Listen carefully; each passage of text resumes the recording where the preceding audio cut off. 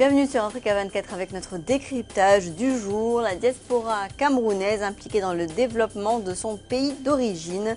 Lors du congrès annuel du CPS, plusieurs acteurs du Cameroun se sont retrouvés. Objectif, valoriser le rôle de la diaspora dans sa contribution dans le développement de son pays et à plus grande échelle, celui du continent africain. Alors, nous avons rencontré Madame Biola Léouline, experte financière à Washington, aux États-Unis. Elle nous fait part de l'importance de la diaspora camerounaise aux États-Unis depuis ces dernières années. Alors, quel est l'impact de la diaspora en général sur la situation économique du continent ? Il y a une certaine influence au sein de ceux qui vivent en dehors de leur pays respectif en termes de richesse. Ils représentent l'effet de levier de cette richesse, réduisent l'écart entre la technologie, la fuite des cerveaux et le capital humain et de retour au pays, le renforcement des compétences.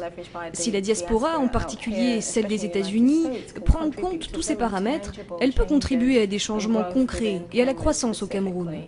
Prenons en exemple ce que nous faisons des fonds d'investissement qui viennent de comptes de retraite indépendants. Nous les réinvestissons dans des transactions business to business et dans le développement des infrastructures dans d'autres secteurs. Et en quoi cette diaspora, notamment celle du Cameroun aux États-Unis, contribue-t-elle au développement du pays ? Nous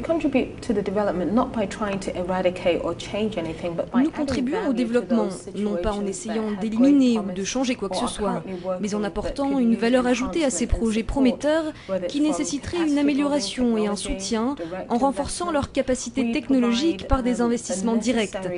Nous proposons une voie alternative à tous ces projets, pas une allégeance au gouvernement, mais une collaboration avec nous, la diaspora sur le retour, qui possédons une expérience et des connaissances qui ne peuvent pas être reproduites, afin d'assister les futurs investisseurs. Au-delà de la diaspora, pensez-vous que les femmes pourraient être le catalyseur du développement du Cameroun de demain ?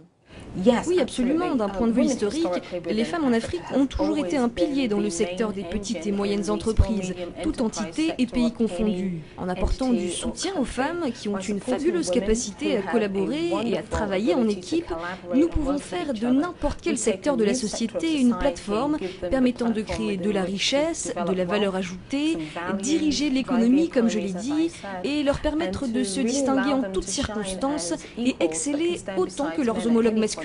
Je n'aime pas réduire cela à une histoire de parité, mais ce que les femmes apportent à la société en termes d'activité est extrêmement important et pourtant sous-estimé. Avec tous ces critères pris en compte, comment situez-vous aujourd'hui l'économie de votre pays dans le monde ?